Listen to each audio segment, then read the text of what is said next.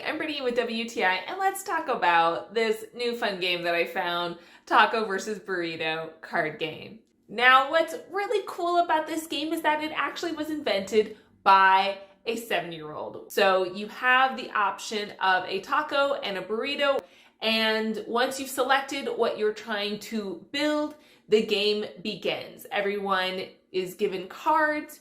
When you look at the cards, if anyone has the health inspector card, you have to put that directly back into the deck. It must be something that is drawn during the game.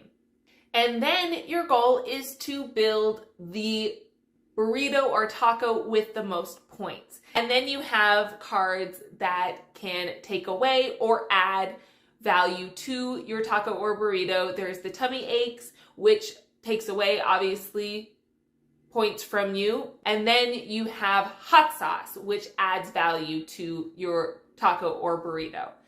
You also have a few other action cards. You have the Crafty Crow, which allows you to peruse around ingredients that other people have and you can just snatch it. Then you have Trash Panda, which allows you to play and then go through the discard pile and pick any card you would like.